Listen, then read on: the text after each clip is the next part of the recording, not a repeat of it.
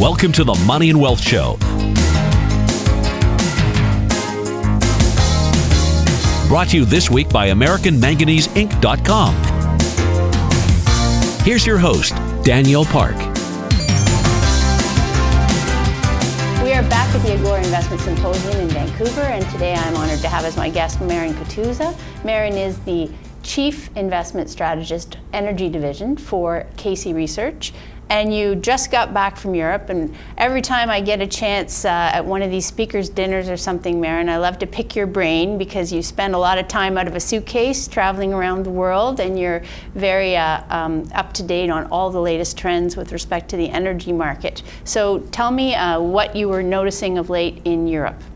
The number one thing I think are the percentage of the energy costs to the average European is about 8 times higher than here in Western Canada or even across the US. So the big question that a lot of people in North America say is $100 such a big barrier for the economy to bear. But in Europe, the costs are so much higher than they are here. So when people say that, you know, the economy can't afford $100 oil or $100 oil ain't gonna last, if you look at the old world, the Europe, it is costing a lot more on a percentage of net income. So in terms of the consumption figures that we're seeing coming out of Europe, is that reflected yet? Is there a decline in that? There is, and the big problem is on the gas side, Europe is so dependent on Russian natural gas. And it's a geopolitical argument now. Hopefully that will change with the unconventional potential of shale in Europe. Unfortunately, because of the environmental groups, it's going to take a lot longer to develop these wells in these fields, and these are very expensive wells. You're looking at between $60 to $100 million a well, and it's not as developed. You don't have the rigs, you don't have the people as developed as North America with the unconventional gas. So you're looking at gas is about twice the price as it is in North America, mainly because of the dependence on the Russian natural gas. So to what extent, so we've got a credit crisis sweeping through Europe again, to what extent is that impacting, for example, financing for investment in some of the development they need to do in their energy sector? It's significant because the investment for resources usually comes from Canada.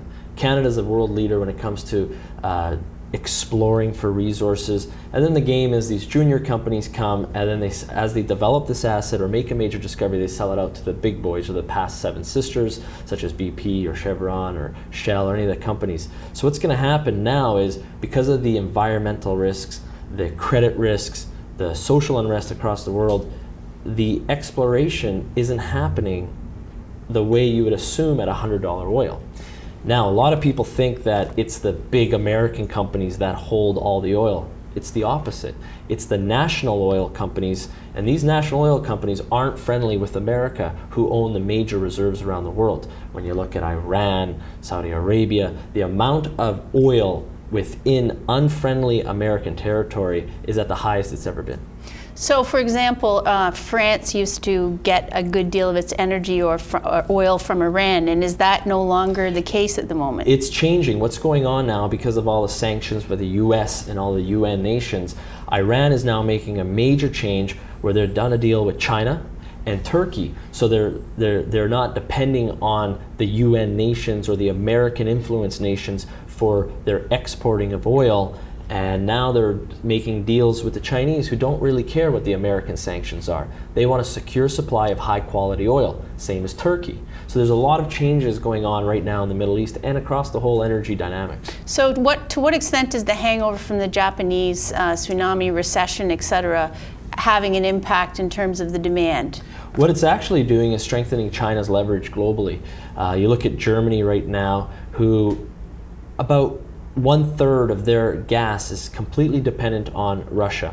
They've said they're axing their nuclear energy program. By 2020, they want no nuclear energy. Well, what are they going to do? Depend more on Russians, so now the Russians have more leverage on Western Europe? Or the reality is they're importing nuclear energy from France. Now, where are the French nuclear reactors? Right on the border with Germany. So it's all political lip service, but what's happening now is the Chinese are coming and basically said, look, nuclear is a reliable source of future demand, and we're sticking with it. And they're going around and buying not only the deposits, but they're buying out long-term contracts for the feed and also building these reactors. So as the Western world, Germany and Japan, they're falling back on this. China's moving forward, and because there's less demand, they're getting these assets cheaper. So let's go forward to the United States at the moment, in the middle of the budget standoff, et cetera. And one of the things that keeps coming up on the table is this idea of cutting subsidies to oil companies in the midst of cutting to everybody, all sorts of benefits and entitlements that they've been getting in the last few years. So to what extent do you think that may actually have some legs? What's going to happen is, it's easy for a politician to say, let's tax the big oil companies, let's tax the rich. But what they have to realize is the energy dynamics right now in America has never been as fragile. For example, the Gulf of Mexico.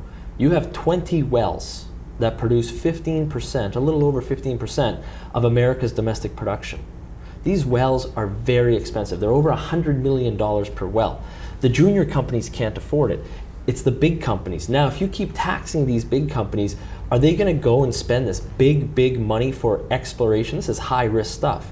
So many things can go wrong, as seen in the BP spill last year. So what's going to happen is they're not going to develop their local resources, and the government, the national oil companies, which are not friendly with the Americans, are getting more strength. So unless the Americans can provide incentives for these American or North American exploration companies' developments, they're going to depend more on these unfriendly sources of energy, and that's what's happening. We're going to take a break, but when we come back, I'd like to talk to you about how you see this playing out, especially if we go into another round of recession, perhaps in the next 12 months, and what some of the solutions are for our energy needs. We'll be back in a minute. Always consult your investment professional before making any investment decision. You're watching The Money and Wealth Show.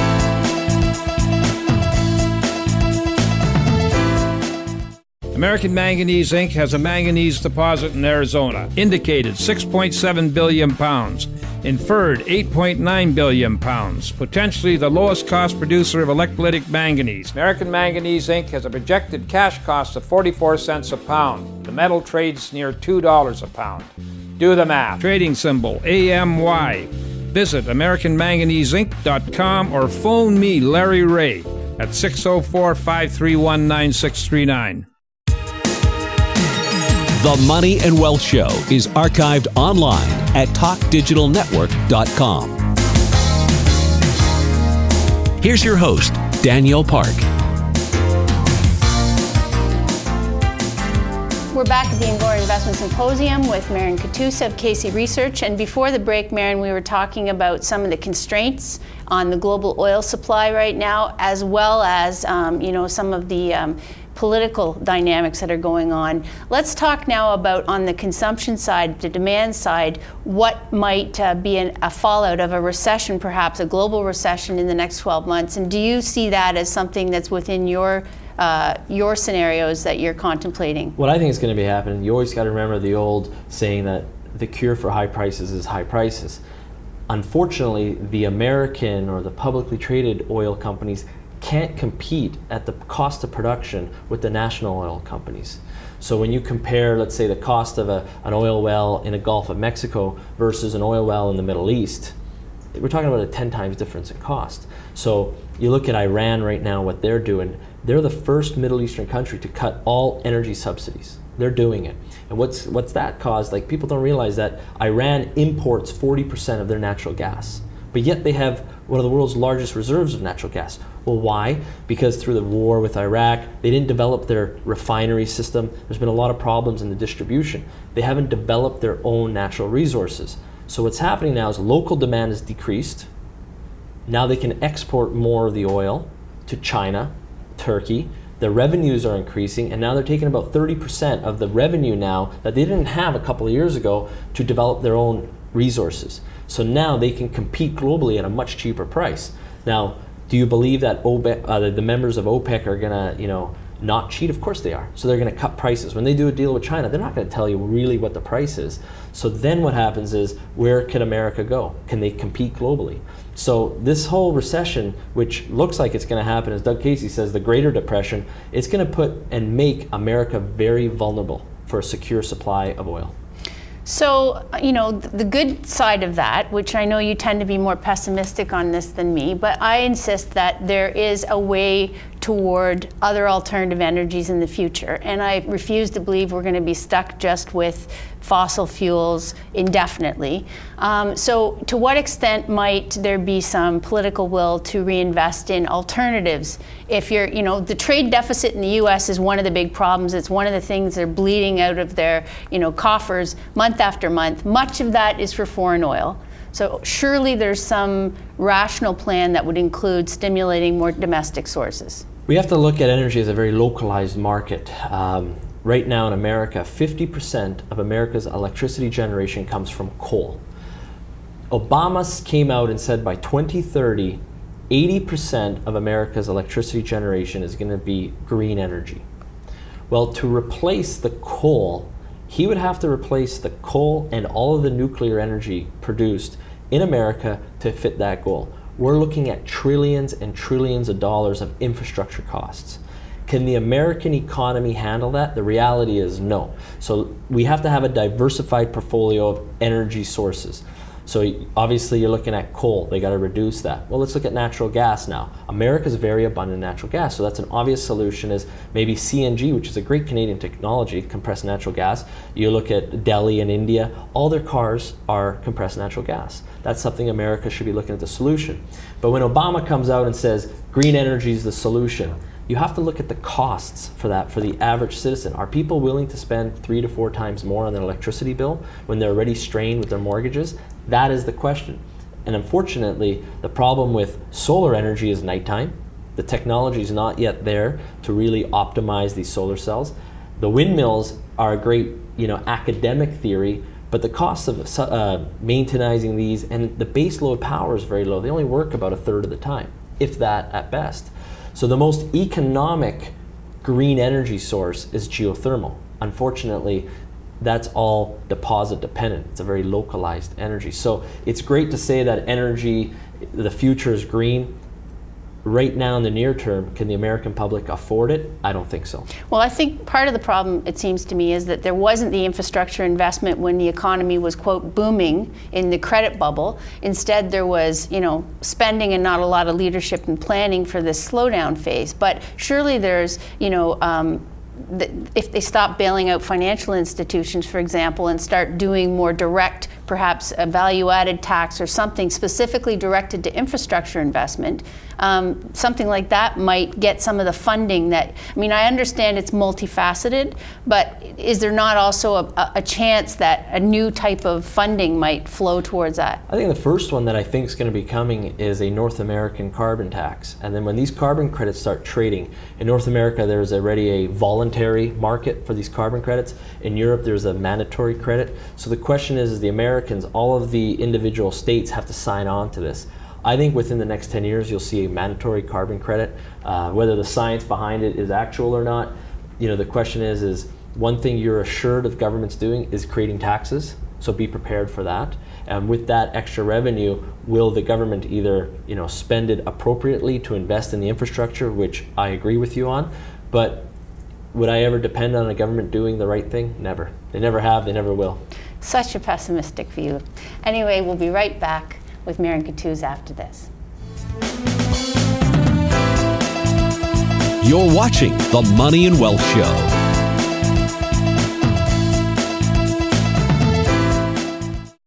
Molycorp Gold Corp has substantial assets. Magnesium deposit, inferred 52 billion pounds. Molybdenum deposit, indicated 1.9 million tons. Inferred 1.8 million tons at 0.087% MO. Past silver producer, average 182 ounces per ton. Trading symbol, MOR. Website, molycorp.com. Or phone me, Larry Ray, at 604-531-9639. The Money and Wealth Show is archived online at talkdigitalnetwork.com. Here's your host, Danielle Park. Back at the Agora Investment Symposium in Vancouver and speaking with Marin Katusa of KC Research. And before the break, we were talking about some of the challenges that are going on in the North American energy market. And you were also describing you've recently been in the Middle East and some major game-changing things that are going on there. Doug and I traveled in the last 9 months. We've been to the Middle East 3 times, and we just got back from Israel.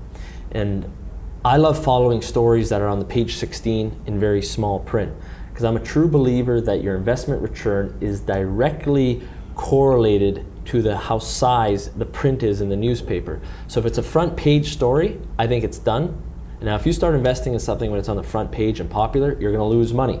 You want to invest in something that is in very small print on the back of the newspaper beside the used cars that no one's paying attention to. That's where the biggest upside is. And in Israel, they've made the world's largest offshore gas discovery in the last decade, and nobody's talking about it. So Doug and I said, let's go to Israel. Now, that is probably one of the most interesting histories. Doug and I spent a week there. We traveled all across the country. It's a beautiful place. We started in Tel Aviv, worked our way all the way up north to Jerusalem. And the dynamics there is like nowhere else in the world. There's a joke in Israel that Benjamin Netanyahu said that we followed Moses for 40 years, and he decided to settle in the only place in the Middle East with no oil, hence where Israel is. But the reality is there's a lot of potential energy there. We're talking about potential 20 TCS, which is 20 trillion cubic feet. That's an elephant deposit. That's a world-class size of deposit. And what that's going to cause is it's going to take away the dependence that the Israelis have had on Egyptian natural gas. And there's no secret that the Israelis don't exactly have the best relations with their neighbors. So if they can now take away the dependence on Egyptian natural gas, that is a major move for national security and also the growth of the nation for a secure supply of domestic energy. Do you not think this is, we live in a world where most nations have horrific deficits and debts, and they need to be net exporters to try and grow their way out of things? Isn't there going to be a lot more focus on domestic production as recircling your own dollars in-house because they have to refund their own economies? How will that play out, do you think? I completely agree with you. What's going to happen is with the new technologies, shale gas, the unconventional technologies, they're not exploring as the same way they did 50 years ago. The difference between the North American innovation and most of the Middle Eastern national oil companies is you look at some of the wells in Gohar and Kuwait. Doug and I were in Kuwait, and they're still producing the same way when Elvis was popular. They haven't changed their ways. But because these resources are so rich, they haven't needed to do it. But remember, it was the North American companies that brought the technology there 50 years ago. So you look at Israel, they're using 3D seismic, they're using all these new technologies that these North American companies have innovated to develop and grow their domestic production. Because once you're dependent on unfriendly sources of energy, that's a major problem for the growth of your country because your GDP is directly correlated to your energy consumption. And that's a problem with America. They've got amazing resources, but are they developing to them? They're depending too much on unfriendly sources. And Canada? Well, Canada's interesting. I look at Canada, the amount of resources we haven't scratched the surface yet. I'm a huge fan of Canadian resources. On this show, I've been on many times talking about Copper Mountain, and look, sometimes, the diamond in the rough is in your backyard. And instead of going to all these crazy places in the world, we got to look at our own resources here. And the Canadian oil sands is a perfect example. The American economy, the American people need our Canadian oil sands. It is part of their solution. Would they rather rely on Libyan oil or their best friend, Canadian oil sands oil? But even if, our production now in terms of exports, the ratio that goes to the United States is staggering. What is it? Well, we're the largest exporter to the Americans are the Canadians. It's not Saudi Arabia, it's not Libya, it's not Mexico, it's the Canadians. So if the American government was to get its focus on this notion of North American production, stop exporting dollars to unfriendly foreigners, to what extent could it be self-sufficient? It would take all of the supply that we could possibly give it and much more, right? Well, I had lunch with T. Boone Pickens, and he's a legend in the business, and I completely agreed with his theory. He said if we take all of the large American 18 rigs that travel across the continent and convert them to CNG. See, that technology wasn't there 25 years ago to convert them to the high power rigs. If you just take that alone would reduce our reliance on the unfriendly Middle Eastern oil. So what America needs to do is rethink their whole energy dynamics. Are the politicians willing to do that yet? I don't think so. They can't even decide how they're going to solve their debt issue, never mind solve real problems. Yeah, but that argument of the status quo is that, I don't know how many old white guys have solved many of the world's need for new technology. And surely the private sector is actually what's going to drive this change. When I look around, I see some pretty exciting developments, albeit they in nascent forms, et cetera. But there's a lot of younger people, that are developing new technologies and a lot of new energy in that space. So the problem with that is the younger generation, they don't think that mining is cool. They don't think that exploring for oil and gas is cool. It's a lot cooler in the younger generation to go anti-establishment. And a lot of the younger generation, my generation, is looking at, trying to protest the development of natural gas in the US and the shale. You look at the moratoriums happening in North America on these shale fields. There's a misinformation, for example, Gasland, the movie. There's a lot of scientific error in that. So, the younger generation is protesting and doesn't want change, but yet that's causing also problems on relying too much on imported oil because of not in my backyard. It's easier to import than develop in your own resources. And maybe the financial crisis will actually force some change that we couldn't do on any other sort of an argument. I really hope so. Thank you. We'll be back in a minute. You're watching The Money and Wealth Show.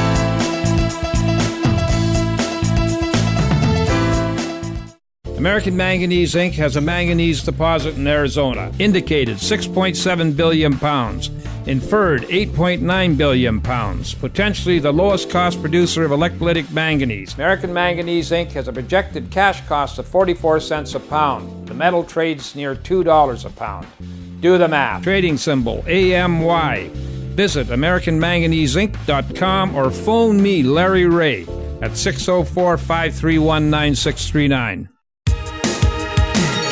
The Money and Wealth Show is archived online at TalkDigitalNetwork.com. Here's your host, Danielle Park.